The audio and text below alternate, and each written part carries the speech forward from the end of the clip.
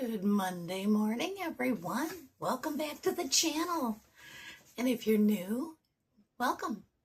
I'm the Lipstick Lady, Pam, and I wanted to come on here and I feel like I'm right up close to the camera there. Wanted to come on here and I'm gonna do a video today, a little different. I'm gonna talk about being almost 60. Within the next year, I will be, well, less than a year, I will be turning 60, and being almost 60 in gig work.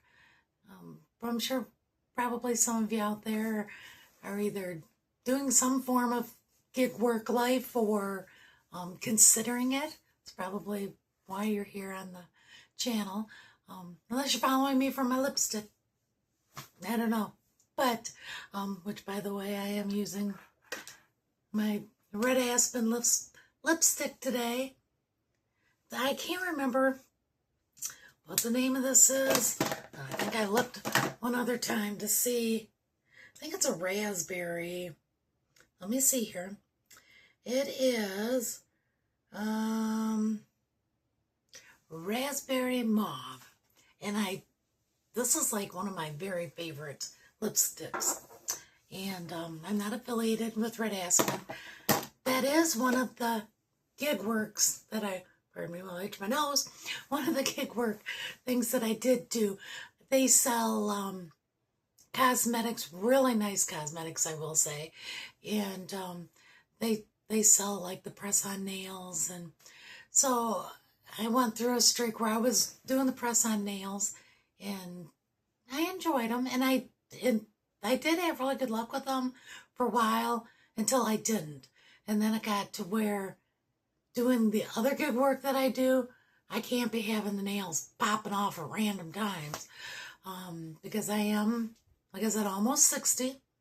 And for the past 3 years, I have been doing DoorDash, Uber Eats, and Grubhub as some gig work, which I guess would be what most people probably consider gig work when they hear gig work. That's probably, I'm kind of guessing, I know that's a lot of times what I would think when I hear the word gig work. But there are actually quite a few other jobs, careers, businesses that I would also consider being considered gig work. So I was just going to cover a few of those today. And I've been doing one form of gig work or another for I've been married a very long time, and pretty much all our married lives I've been doing gig work. So close to 40 years I've been doing some form of gig work. It all started out, it was, gosh, I'm going to say 1987, maybe 1988. And I started out with selling Tupperware. I went to a Tupperware party, loved the product, and wanted to earn some free Tupperware. Because even back then, the stuff was a little bit what they consider, a little pricier. Although I will say, Tupperware, if you're not in my age group, not a Gen Xer, you would remember the Tupperware. Tupperware now, if I'm not mistaken, you buy the bowls and then you buy the lids separately. It used to be they all came together. You bought a pack of the bowls and it came with the lids. You bought the little, if I remember correctly, you bought the, what were they called? The little kids cups. Anyway, with the lids on it, and little sippy cups. Those came with the lids automatically, where now you can buy them individually. But, and I'm hearing Tupperware actually must have been kind of making a comeback. I was kind of sad to see that it was going to go away, that they were going out of business. And I did see it at our local Target store. I have seen it for sale in there. Not recently, but I don't go into Target all that much, quite honestly. they may still have it there. But I had seen it in there, and I was really surprised because so many people, and I do got to say, this kind of bothers me, I guess, because I was a Tupperware lady. And I know my oldest son is guilty, him and his wife, of doing this. And everything that's, plasticware, like Rubbermaid or the cheap stuff you get from Walmart or Target or whatever, everything to the younger crowd is Tupperware. No, Tupperware is Tupperware. It should have on the bottom, it should have the little Tupperware word and the logo. That is Tupperware. Which Tupperware, back in the day, it was the thing because it had a lifetime warranty. So if you bought that baby, and the lid got, cracked or broke or whatever, they would either replace it or they would give you a dollar amount, it was worth X amount of dollars. They would give you that, and you could either buy a new bowl or, you could replace it. They would give you like a store credit, I guess you could say, if they no longer made that product. If they made that product, they would just simply replace it. And that's what made Tupperware. That's what made it worth a little bit more. My wants to run. Made it worth a little bit more than your Rubbermaid, and now there's a gazillion different kinds of plasticware. But anyway, so Tupperware was where I got started with gig work. I did it. I really enjoyed it. Back then, you did the home parties. That was a big thing. People had home parties, and you would go to this home party. I would go and I'd set up on my display, and the people would come and we would play games, and I'd give out the little gifts for winning the prizes and whatnot. And if you booked a party, I'd give out a little something, and the hostess would get points. And if the hostess had, two people book a party plus, I feel like I'm like way up high here. I'm going to tilt this down just a little bit. The customer or the hostess would get, more earnings if she had, one person book a party, or two people or three people, whatever.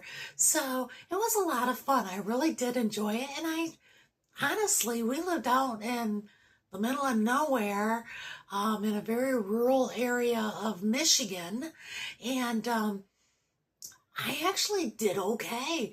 I met a lot of people, and I was doing okay. I mean, I wasn't by any means, top in sales or recruiting or anything like that.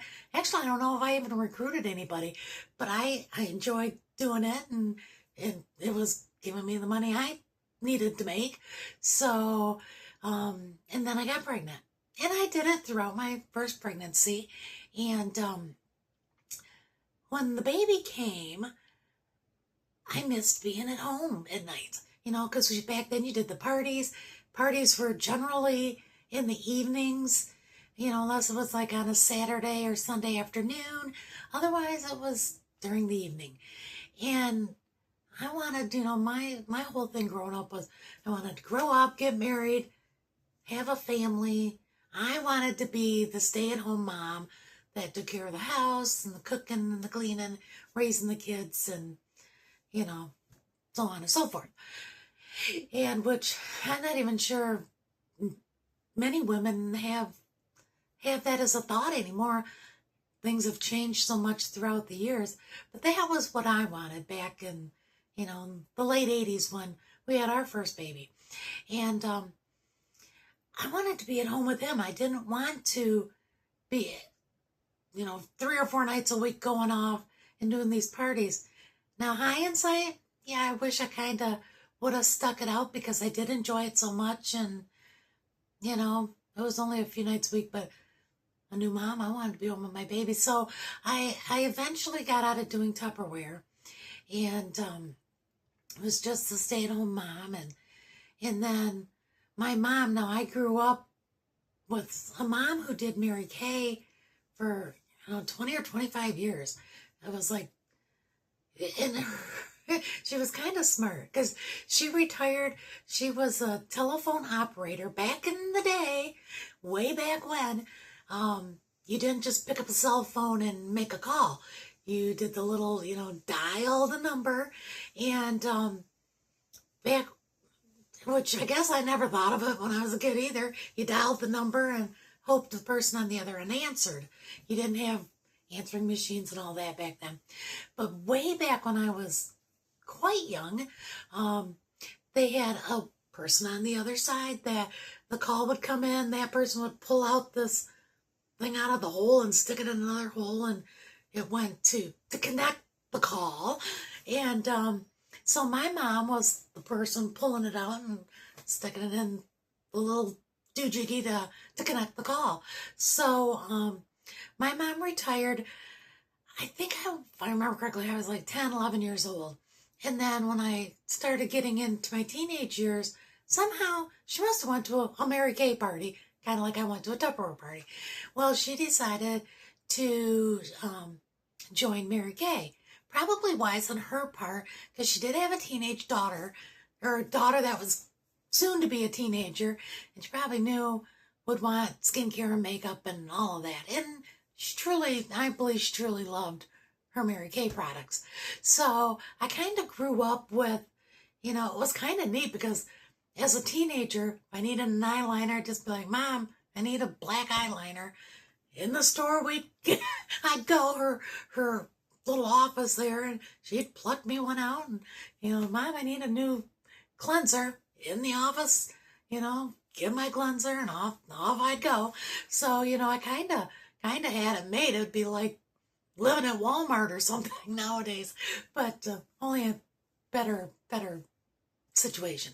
But anyway, so I left out there. Well, then, so after the Tupperware thing, eventually my mom convinced me to join her in Mary Kay, which, they do have great product. Still to this day, I say Mary Kay has great product, and I still use some of the Mary Kay products. So I had joined Mary Kay with my mom, or under my mom, and I soon found out the problem with that is she had done it for quite a few years at this point, and everybody we knew bought from my mom, including all of my friends that were, grew up teenagers at the time. When I was a teenager, they were teenagers, so their moms was buying Mary Kay from my mom. And then by this point, I was married and grown, and so were my friends, and they were also buying Mary Kay from my mom. And even my mother-in-law, and I'm thinking my sister-in-law probably did back then too, bought from my mom. So everybody I knew was already buying Mary Kay from my mom. And, they'd done it for years, so they just kept buying from my mom. So that was kind of a epic fail for me, was doing the Mary Kay. And I did try again a few years later, after our second son was born, and he was a couple years, well, no, I don't even think he was a couple years old. Must have been when he was a baby. I decided to try it again. We lived in a new city, and I thought, well, I'm meet new people over here.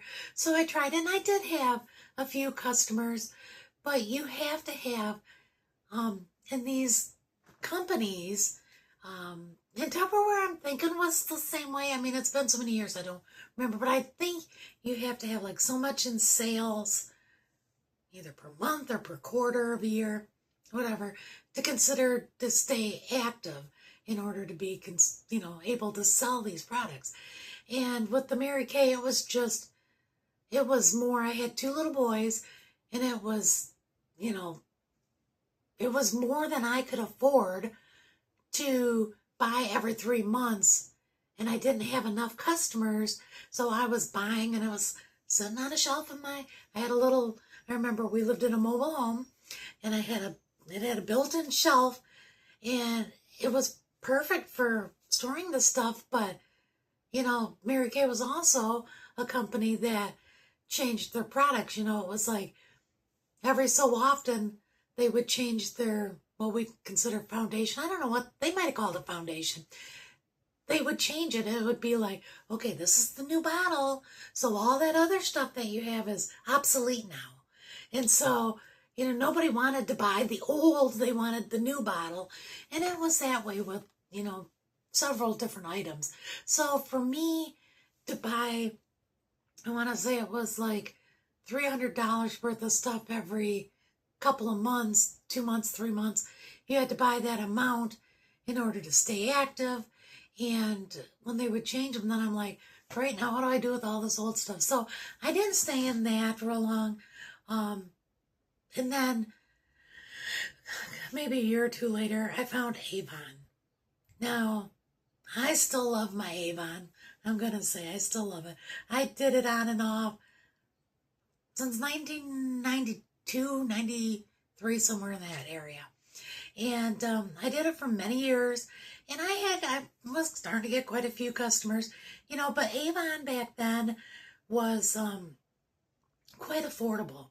So, people, and I know there are some things that are still quite reasonably priced, but Avon has changed a lot over the years as well.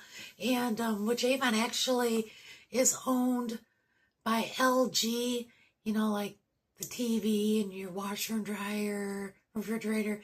That LG also owns Avon.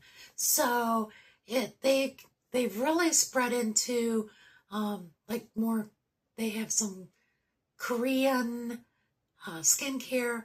Now I haven't really, I still have my Avon account, but I haven't really, been into it, let's say for the past few years that much. But they have more of that stuff. So they have, specialty, I guess you would say. But, that was another form of gig work that I did.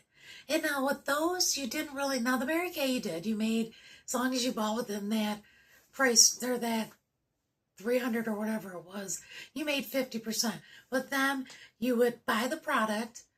I'm trying to think how that worked. I think you got it at, as long as you were considered active, you got it for 50% off. So you would buy like the $300 worth for $150, and then you would turn around and sell it to make your $150 back. That was pretty straightforward. So many of these other ones are like, and I've noticed they get less and less, including Avon. Avon, it used to be you sold, from this amount to this amount, you made 10%. If you made this amount to this amount, you made 20%. And you have to watch with, if you're considering doing one of these multi-level marketing things, you have to watch what their percentages are. Because I know, and how often to be considered active, you have to, what the parameters are. I know a lot of them have changed to where they're wanting to pay their consultants 25%.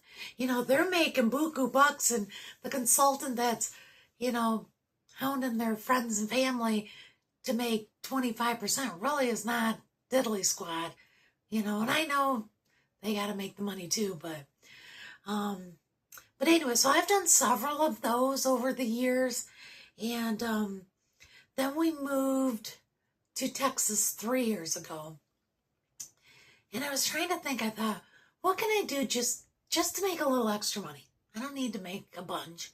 I'm fortunate enough, I'm married, my husband is retired, but so he still has some income coming in, but some extra money would be nice.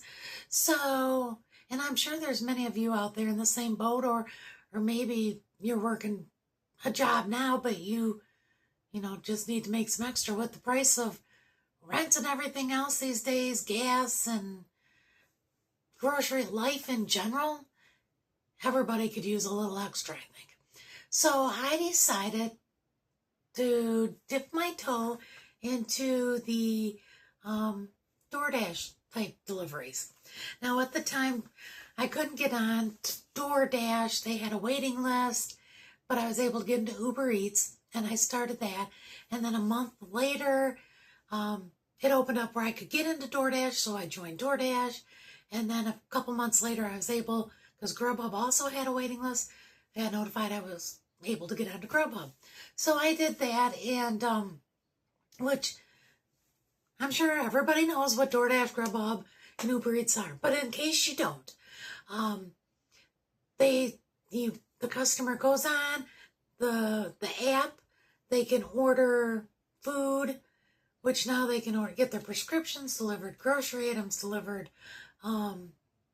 just many different things they can get delivered, and they pay a delivery fee, plus they can also tip the driver, and then it gets delivered to their door. So I started out with the Uber Eats and then went to the DoorDash and eventually to the Grubhub. And I did a video a while back. I think it was on this channel. I'm pretty sure it was on this channel. Why I quit doing Uber Eats. Now with Uber Eats, they're kind of a different thing. They offer the same thing. I didn't mind doing Uber Eats, with the exception is the customer has like an hour, I believe it is, which a lot of times I didn't see my pay until like 2 hours later. But the customer has like an hour after they receive their delivery to decide if they want to change the tip. Now you would think, they put the tip on as long as, they got their food and, they were happy with it, that they would just leave it alone, or maybe you did something above and beyond. Maybe, you want extra flights of stairs or whatever the case may be. Maybe it was raining and you covered their drinks or their food or whatever to avoid them getting wet. Maybe they wanted to increase your tip. Maybe they offered you $1, and then after they got in, they're like, okay, yeah, they did a good job, I'm going to give them $5. They help it. But it became a thing with Uber Eats is what they call tip baiting. And I talk about that more in the video, but basically what it is the customer, again, for no reason at all, can just pull the tip away. So that is something, if you're thinking of getting in to these delivery apps, that's something you want to consider, is with DoorDash or with DoorDash and Grubhub do not allow this. Uber Eats does. So you can drop off an item and, you're thinking, okay, I've got $8 coming for that delivery, because maybe you've turned down other offers, but you got $8 coming, and when the hour is up, it actually will show you, you made this amount on that delivery. And it might only be, $2 or $3. Now I'm not saying there aren't some bad delivery drivers that, you ordered pizza and you got one pizza, and even though you ordered 4, there are bad delivery drivers. I personally, if I use DoorDash, I still go pick up my own food. I only order because some of the restaurants here won't let you call in an order or go on their website to order and then go pick it up. You have to use one of those apps. So I do use DoorDash on occasion. My favorite Mexican restaurant, you have to go on and use DoorDash. Now I will say, you do pay more generally. Like if it's a $10 meal at the restaurant, chances are you're going to pay $10, $50, $11, maybe $12 for that same meal, because you're using the app. There's a little bit of an upcharge, probably to offset what the fee is for the restaurant. And I'm sure it's the same with, it is. It's the same like if you go to Walmart or H-E-B or, or a store to pick up Kroger's. There is usually a little bit of an increase over the item versus if you go in to pick it up yourself. So keep that in mind. But anyway, back to what I was talking about. I'm sorry. I ramble on and I get off sidetrack. But back to these delivery apps. So Uber Eats allows customers to change the tip. And I have had it where I didn't have it for many years and then I did. So, when you're expecting a certain amount and the customer just decides, joke's on you, I wasn't going to give you a tip anyway, they can pull that tip away and you have no recourse. They got their food or their item and you spent your gas and, because that is one thing. If you're going to do one of these gig work economy things, DoorDash, etc., you will pay. You pay for your own vehicle, of course. You pay the gas, you pay the maintenance, you pay the insurance. You pay all of those items out of what you make. So you've got to remember that. So when a customer pulls away their tip and you did absolutely nothing wrong, that really can sting. Now, DoorDash and Grubhub don't allow that. If the customer says, hey, I'm going to tip, it's $8 for, or not $8, but let's say they're going to pay you $5 tip and DoorDash is going to give you $3 to deliver it. That $8, you can figure you're going to get that $8. Well, actually, I think even if the customer says you didn't deliver, I think they probably still give you the $8, but if you do that, I'm sure on a regular basis you won't be on the platform very long because they can kick you off at any time. So just remember that if you're considering getting into gig work, you aren't considered an employee. You are, contracted yourself, but you can basically still be fired. They can still say, no, you're not what we're looking for. You can't be on our platform. So there is that. It's not with the gas prices and everything, that has gone up, and the pay in the past 3 years has steadily dwindled down. Generally, all the apps are pretty much paying the same. Generally, in my market, now there is different markets depending on where you live, but here, generally it's about $2 is what they pay you for your run. So you do have to depend on the customer. I don't think it's right. I think the app should pay us a little bit more so that the customer can, do what tips are supposed to be. Hey, she went above and beyond. I'm going to give her an extra $2 or $4 or whatever. I've had customers tip me. One time I had a DoorDash delivery and I took it. It wasn't a spectacular order, but it was, they'd ordered a bigger amount. I don't remember if it was from one of the chicken places or Chinese place, something. It was a decent amount. And I have a perimeter of, so much like $1 a mile is generally what I take, with a minimum of 5. It's got to be $5 or my car don't move. But, and I did just recently increase it a little tiny bit just because of the gas prices and oil changes and everything that's gone up in price. But I had this order and it fit into my criteria. I thought, well, it's not great. Oh, it was a Chinese place. I remember now. I picked it up and it was quite a big order. I thought, holy cow. But to me personally, it doesn't matter. I know some delivery drivers are like, well, they ordered this big order.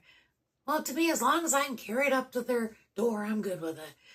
So I delivered it. And it was like, I think a 10-mile trip or something. And when it showed up how much I'd made, I thought, oh, that must be, because it was like $30. And I thought, oh, that must be up to now, because it was during the lunchtime. I thought, oh, I must be at like $30 now since I started my shift. And then I realized, no, they paid me. It was, instead of being like $9 or $10 that I took the offer for, it was $32 or something. So I had a really good tip. And I tell you, it made my whole day. Because, you really appreciate when actually somebody actually appreciates that you're doing this, you're bringing this to your house. But those are very rare. I think that's the highest tip I've ever made. Now, I have had a few people, hand me a couple bucks at the delivery or say, hey, there's a tip under the mat for you. And it might be, $4 or $5.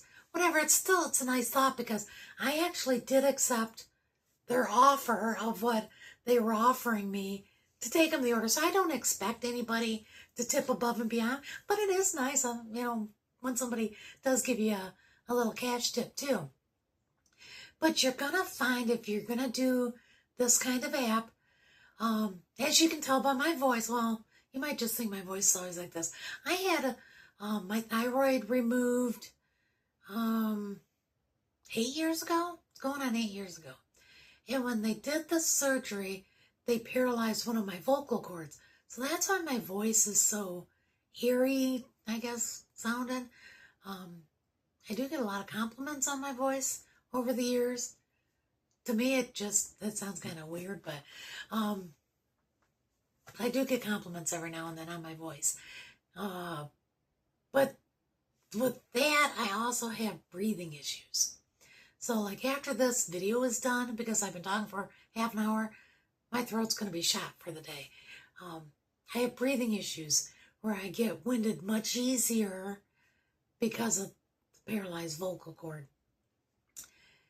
So if you've got health issues, take this into thought too. You will have, unless you live someplace where there's not apartments. I live in a college town. There are a gazillion apartments. So you make sure you're somebody that is comfortable with climbing stairs. Not all apartment complexes. Now, once in a while, you'll get an apartment complex that has 3 or 4 levels, and they do have an elevator. Those are a blessing, as long as the elevator works. I have gone to some where the elevator is out of order, and I'm glad I'm not stuck on an elevator. But, it's like, oh gosh, I'm 4th floor, I gotta climb all these stairs. And being overweight, and then, being a little bit up there in the age, and having the throat thing, climbing the stairs is not my friend. Heck, climbing to the 2nd floor, I have issues. Shouldn't say I have issues. I can do it, don't get me wrong, but I'm usually huffing and puffing like a fat lady by the time I get there. When it's a 3rd floor, I'm really huffing and puffing, and I'm always hoping it's a leave at the door, which you do. You leave it at the door, you take the picture in the app, and it sends it to the customer, and you're out of there. Some of them want you to hand it to them, and I'll be a huffing and puffing while I'm handing it to them. So you have to remember that. You might take an order that's going to pay you 5, 6, 7, maybe 10 if you're lucky, and you're going to climb 2 or 3 flights of stairs sometimes. If you live where it's, comfortable climate, it might not be as bad. I live in Texas. The first year I lived here, many days it was 100 degrees or more. I tell you what, that makes for a mighty long shift to sometimes only make, $50, and you spent the afternoon huffing and puffing up flights of stairs. And when the college kids come back, they usually, I think they try to be sneaky. Maybe they just don't know, but they'll be on the 8th or the 10th floor of where they're living, and they'll be like, I'll leave it at my door. And it's like, no, because a lot of those were technically, the building does not want just strangers randomly going up and down all these corridors in their building.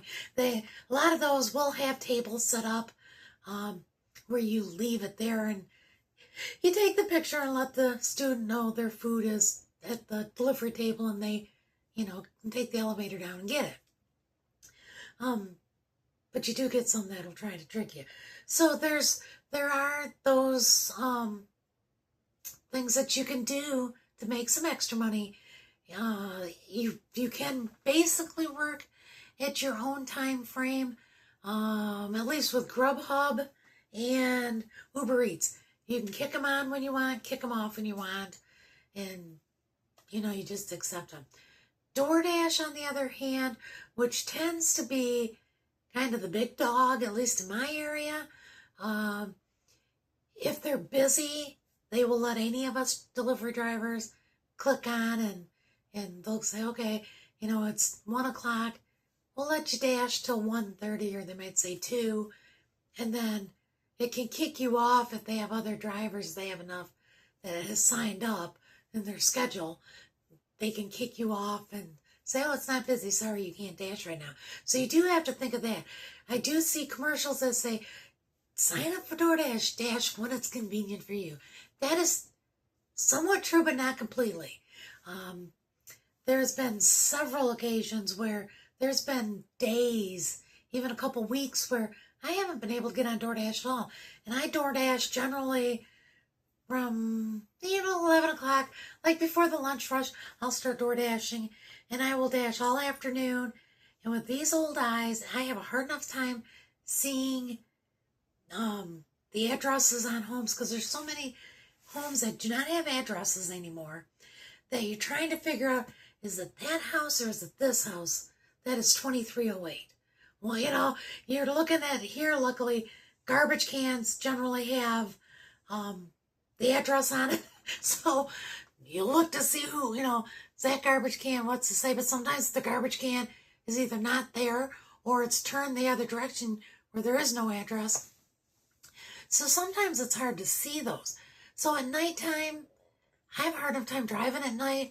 There's no way I would be able to see, this little tiny thing, address, if even being there was a thing. There's just no way. So I don't go out at night.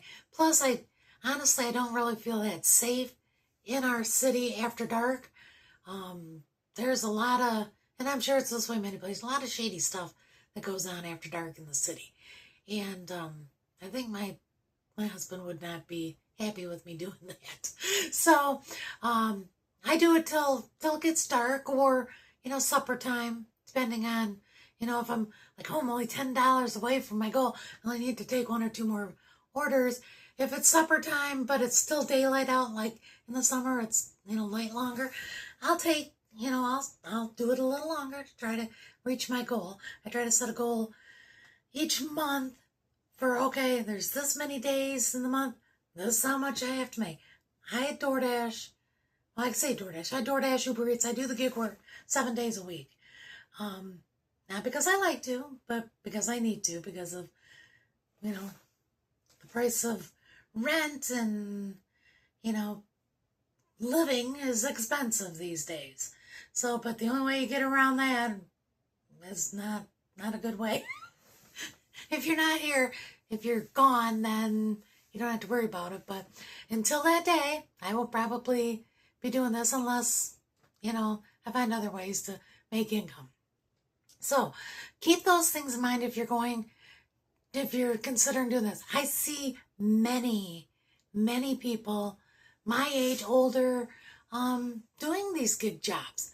There's, a matter of fact, I've seen some people, I don't know how they do the steps that are quite a bit older than me.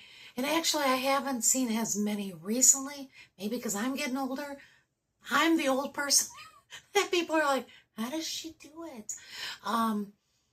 Maybe that's the case, but I know there used to be, a couple of years ago, there would be an older gentleman that he didn't even drive. He had somebody driving him. And back then you could deliver to the school. Schools used to be a very busy place, and I hated it, because there would be a line at the high school, where the kids would go on, they would order their lunch, because they didn't like what the cafeteria was serving. The kids would order their lunch, and there'd be a line of delivery drivers dropping off the orders. And the thing with it there is, you would drop it off, and students would come out and steal the other kids' lunch. Oh, so-and-so ordered pizza, we're having pizza today. They'd go out and grab the kid's pizza, and then the kid that actually ordered the pizza was like, hey, delivery driver never brought my pizza. So that was causing issues. But then also it was a security issue for the schools. They put a stop to that, I think. Well, they tried 2 years ago. The kids were starting, 2 years ago. The kids were still outsmarting. Like they would order, and like we have a pool that is for like training purposes, I guess. And it's on the border of the high school that is nearest where I live. So that high school, the kids would order, the address would be to the Aqua Center, and you'd get there and they would meet you there. They'd get their food and then they'd scurry back across to the high school. So they were outsmarting the system that way, or they would be there for like track and field and they would order and have it delivered to the track, not actually to the school. So, but you know, the schools, they have concerns with just willy-nilly people wandering in and out of the school. You know, there's just too many things that go on in today's society for that. So I can understand.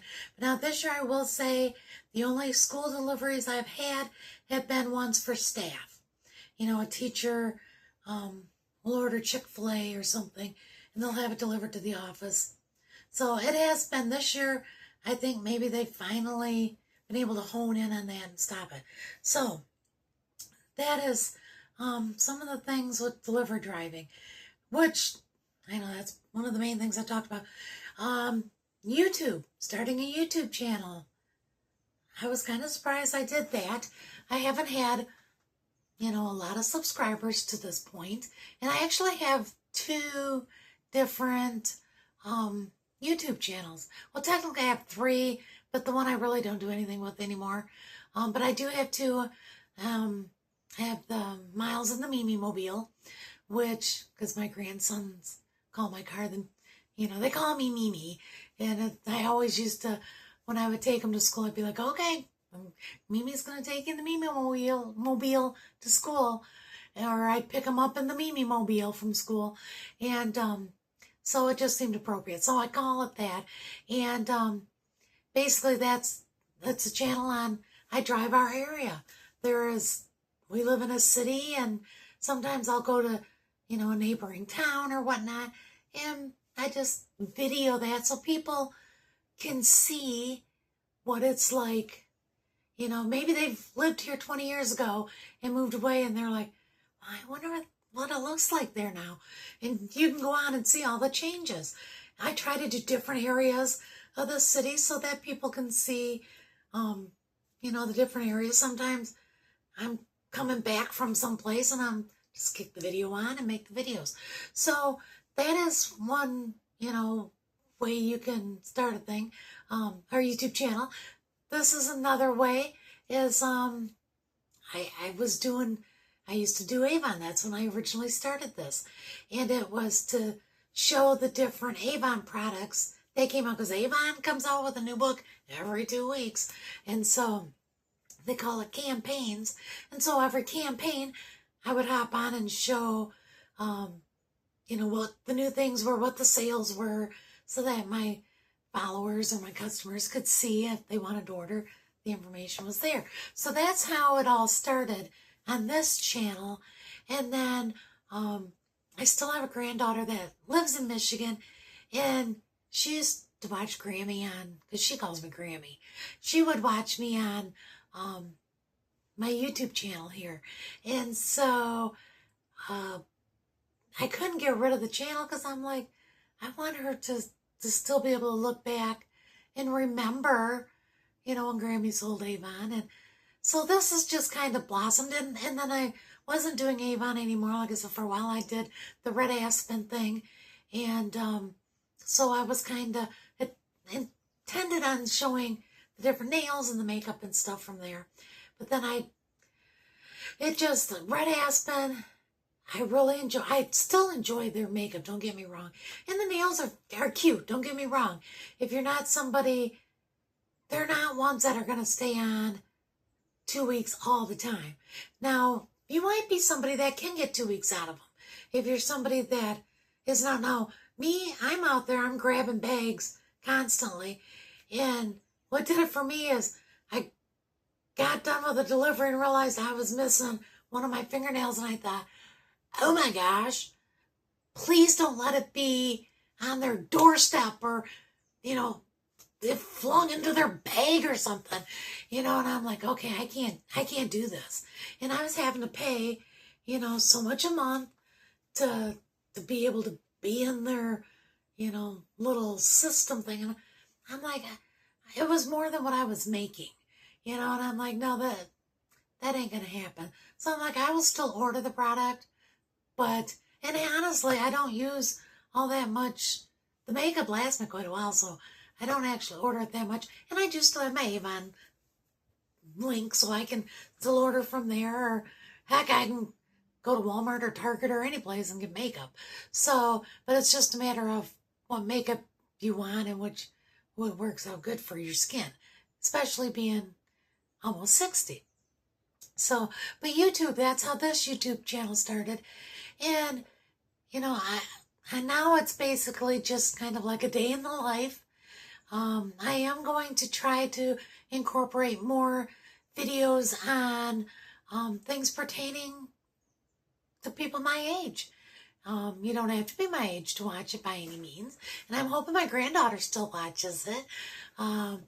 But, you know, it's just a lot of things in life pertain to our age. And this, I thought, was I should do a video about if you're thinking about picking up one of these little side hustles in your, you know, in your 50s or 60s or beyond.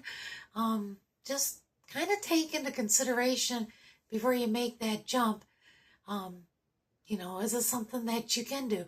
I mean, obviously, you can always try them out. And if they don't work out, no harm, no foul. You just quit doing it, and you've, you know, done it a while. Now you do get a 1099. I think it's like as long as you've made $600 for the year. Each of these companies do send you a 1099.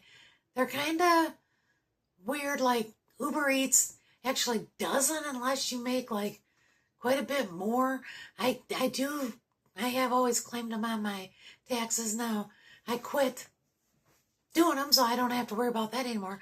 But like Grubhub and DoorDash will send you a 1099 at the end of the year for tax, or, you know, in time for taxes. So you do have to claim that on your taxes unless you've made less than the $600. I'm sure there's people out there that probably don't, but, you know, that's not something I'm willing to risk doing. I don't look, well, I have stripes on. I don't look good in orange. I guess that's something I could say. I don't want to go to jail. Orange is not my color. So take that into consideration too. And, you know, and as long as with any of these other ones, you do have doing the gig work, you do, you know, keep track of the miles you do. Even if you're doing like Avon or Mary Kay or one of those, keep track of business expenses you have. You know, you do get to deduct those. So maybe you're considering doing a gig work just to get yourself out of the house. Maybe you don't need it for financial reasons. Maybe you're set, but you want to get out of the house more. Maybe you just want to meet people and you're thinking of doing Mary Kay or, you know, one of the, whatever the products are that they're out there selling now. You know, maybe it's for purpose Scentsy even. And I've done Scentsy. Love me some Scentsy. You know, maybe it's for purposes like that, or maybe it's just to get the product at a discount. Keep track of your expenses. Things that you buy for now. Disclosure, I'm not no tax person, so, you know, do your research here. But you know, you can keep track of anything you've used for your business. And, you know, mainly most of those things you can use as a deduction. So there are things like that, you know, and I'm sure some people do it to get the discount and the tax deduction and don't really care if they make the money or not. Then that's great.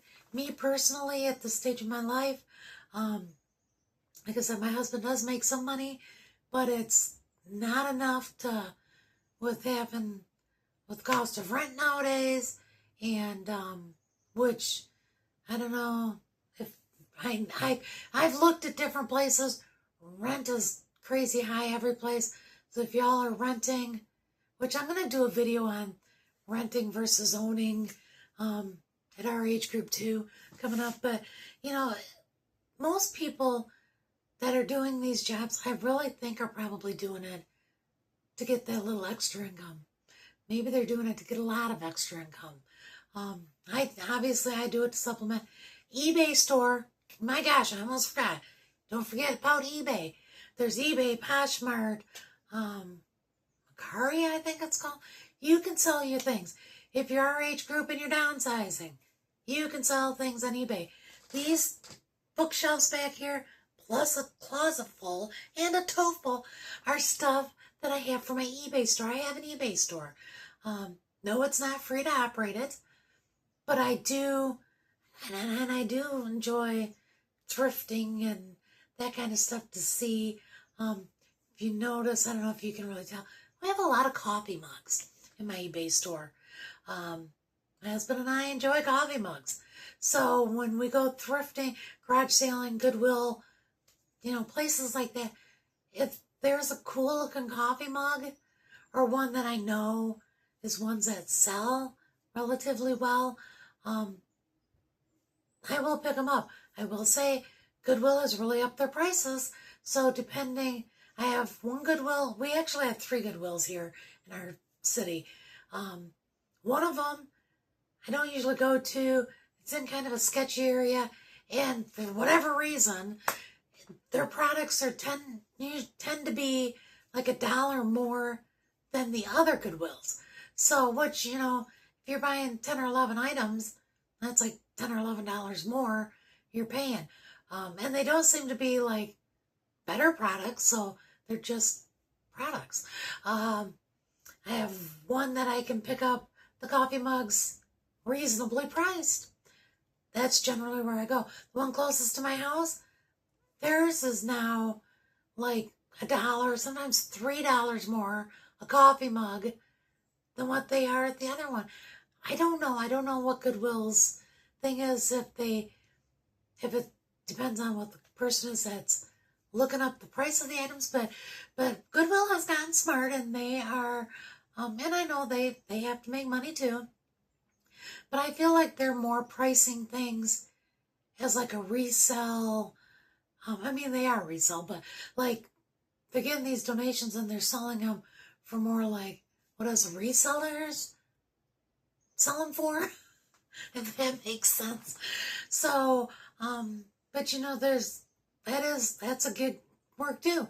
You could do that. Maybe you're just downsizing, or maybe you've inherited, maybe your parents have passed and left you a house full of things.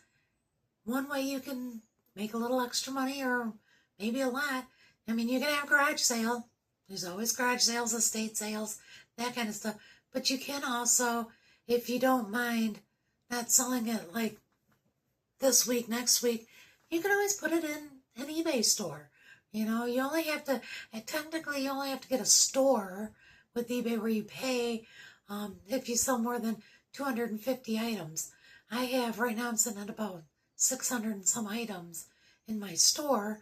And so, yeah, I do pay to have a storefront.